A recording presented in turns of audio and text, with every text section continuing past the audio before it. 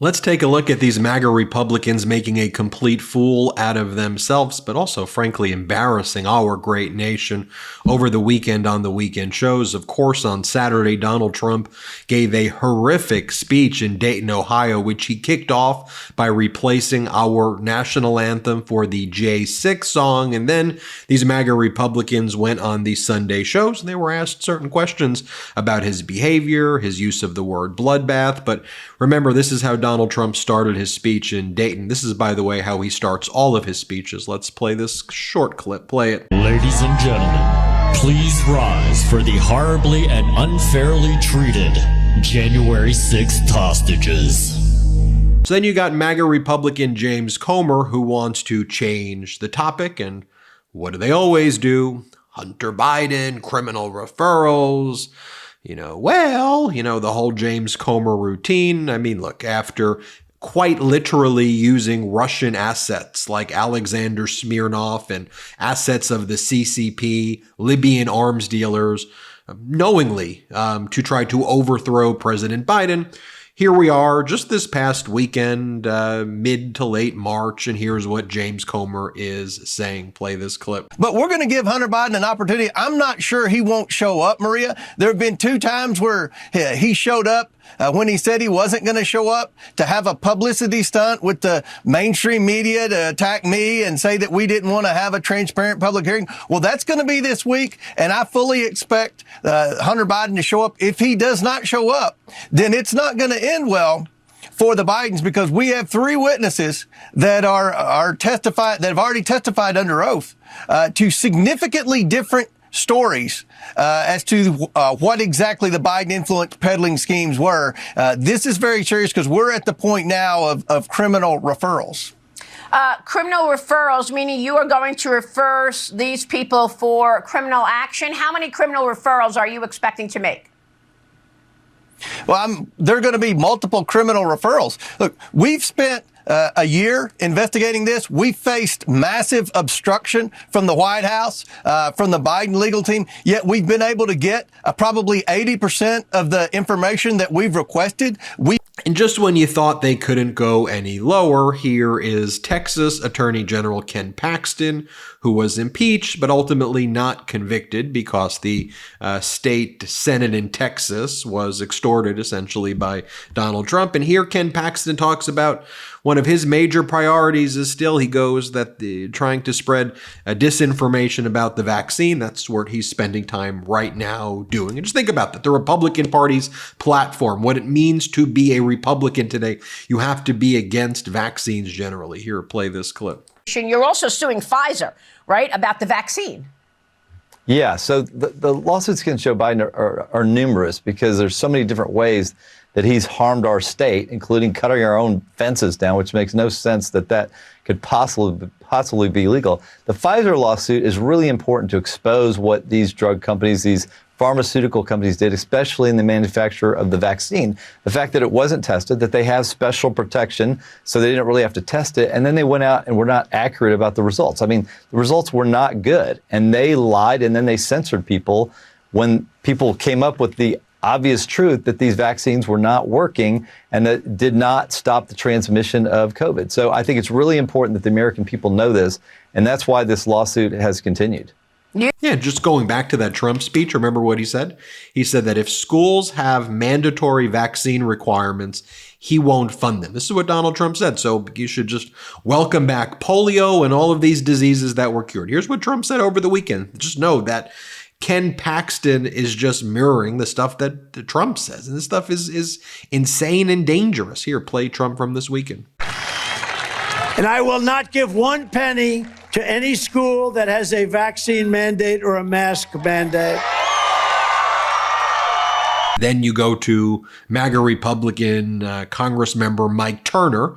He wants to attack President Biden on the border. Meanwhile, Mike Turner and the MAGA Republicans killed the bipartisan border deal, whose lead negotiator was the Oklahoma conservative Republican Senator James Lankford. Here's Mike Turner.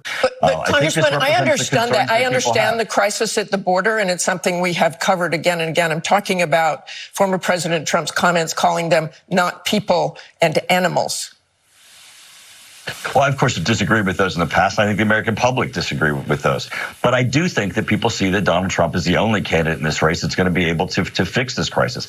Joe Biden created the crisis at a border. We've seen nothing like it. 8 million people. His own FBI director saying it's a national security threat, that we have the highest threat of a terrorist attack in this country right now as a result of the people who come across that border. Did you support the border package on the Hill?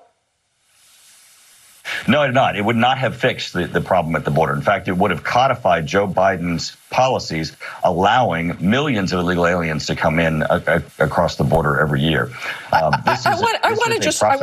is a result.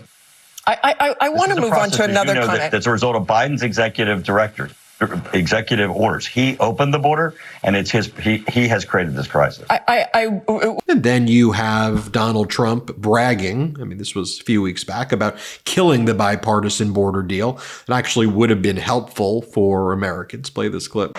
But you give illegal taxpayer-funded lawyers, so they have millions of dollars in this agreement, in this deal, which we, by the way, killed. I think we killed it. I think it's dead.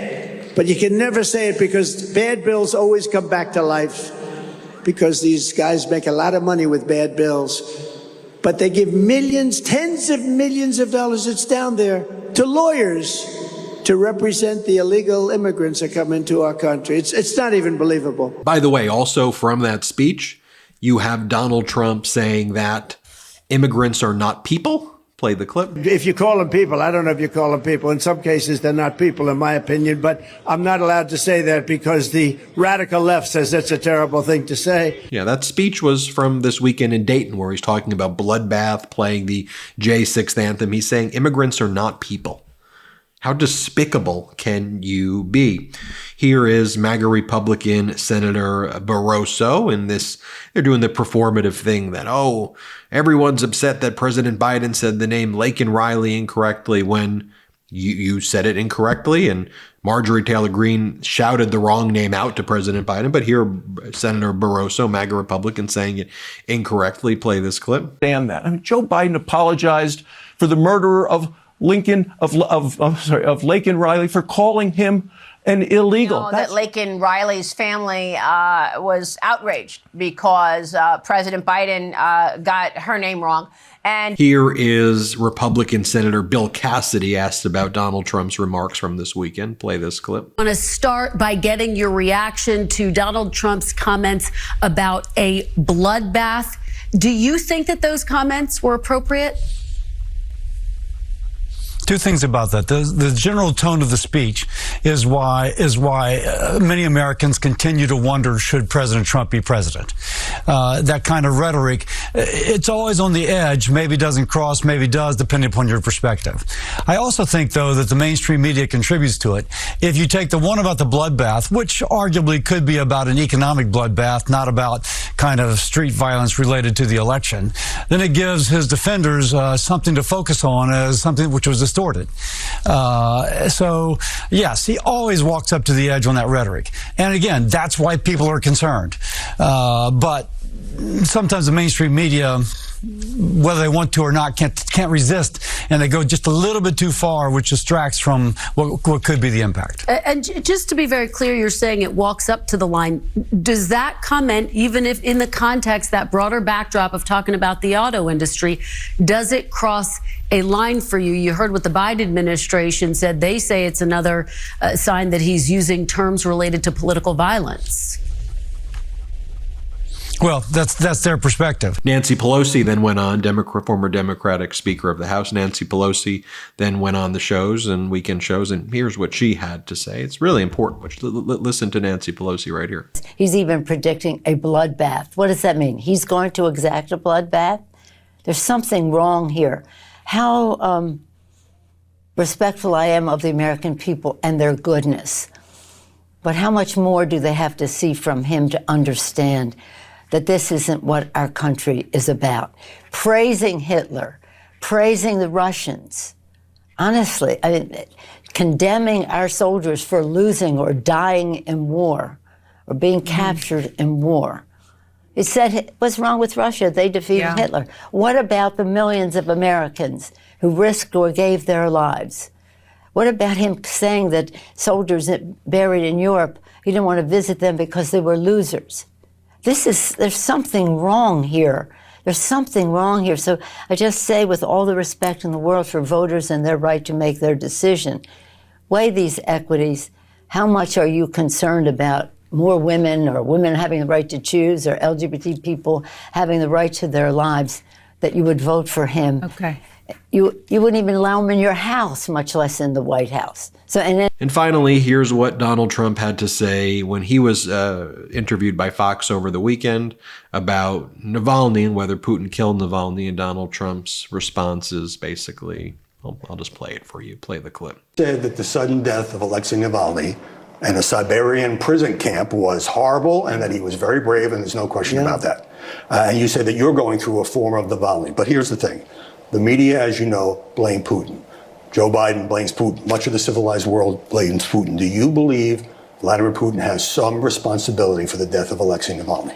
I don't know, but perhaps. I mean, possibly. I could say probably. I don't know. He's a young man, so statistically he'd be alive for a long time, right? If you go by the insurance numbers, he'd be alive for another 40 years. So, folks, there you have it. It's the weekend roundup. Judge for yourself. I just want to show you what people are saying. Hit subscribe. We're on our way to 3 million subscribers thanks to your support. Thanks for watching. Love this video? Make sure you stay up to date on the latest breaking news and all things Meidas by signing up to the MeidasTouch newsletter at MeidasTouch.com/newsletter.